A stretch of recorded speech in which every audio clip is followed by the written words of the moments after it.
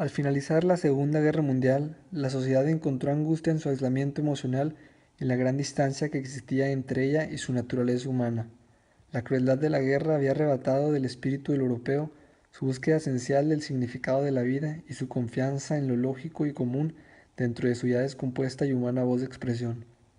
En los años 40 y 50, autores como Samuel Beckett y Eugene Ionesco comienzan a rechazar su molde de convencionalidad que los hundió dentro de su soledad desconectada y perdida, para buscar en lo ilógico y absurdo la creación de un nuevo mundo de expresión que no reprima su naturaleza y su básica necesidad de compartir su vida y su significado. Debajo de los elementos incongruentes e insignificantes que componen el teatro de lo absurdo, yace un anhelo serio de encontrar la respuesta de la existencia. El deseo final de este es liberarse de las normas y lo predecible para encontrar la estructura al desestructurar. La definición que tenemos de filosofía del absurdo, también llamada absurdismo, proviene de un ensayo escrito por el filósofo francés Alberto Camus, titulado El mito de Sísifo, donde se presenta como el trastorno de toda lógica o razón. Fundamentalmente, el absurdismo nace de la pregunta, ¿por qué estoy aquí?, y su incapacidad de responderla, puesto que la pregunta misma es absurda. Destaca dentro de esta corriente la creencia de la falta de significado predeterminado de la vida del hombre.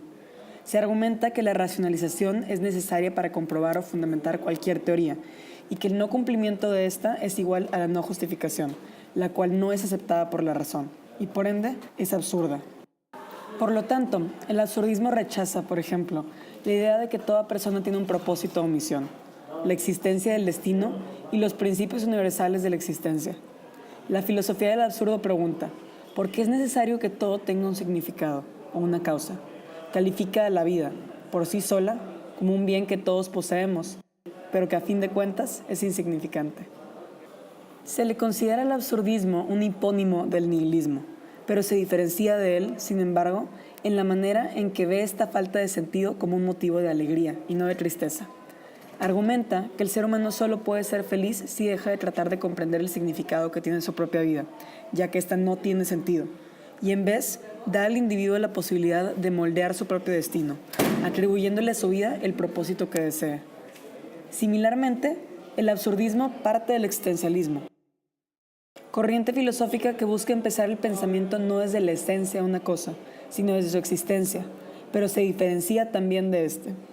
El existencialismo, por ejemplo, no necesariamente acepta que el mundo es absurdo. Para ejemplificar esto se ve el caso del existencialismo de Heidegger, el cual sí identifica un significado en la vida, el ser para la muerte o existir para morir. Se trata de un significado vacío, pero un significado. El absurdismo, en cambio, tacha de absurdo el siquiera buscar el significado de la vida, puesto que ésta no tiene significado.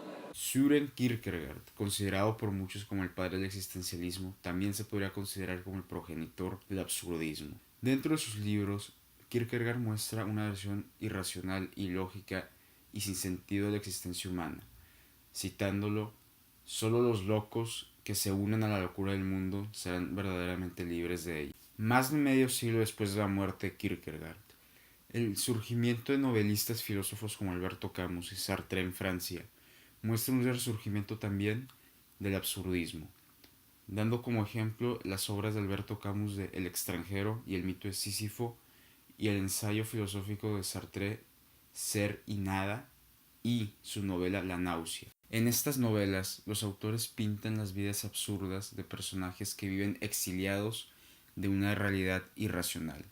En El extranjero de Camus, el personaje no puede sentirse relacionado con las demás personas, ya que siente que es vacío y sin sentido relacionarse. Y en La náusea, el personaje principal siente la epónima náusea cada vez que entiende y siente lo vacía de ese significado que es la vida. En el mundo del teatro, los dramatistas Samuel Beckett, Thornton Wilder y Eugene Ionesco crearon obras donde se puede ver la reacción del hombre ante la realización que este mundo es vacío y vacuo de significado. Todos estos escritores ya mencionados, excepto por Kierkegaard, vivieron y trabajaron durante el periodo de posguerras. Esto es importante ya que, según ellos, las guerras, en especial las mundiales, muestran el vacío de la existencia humana.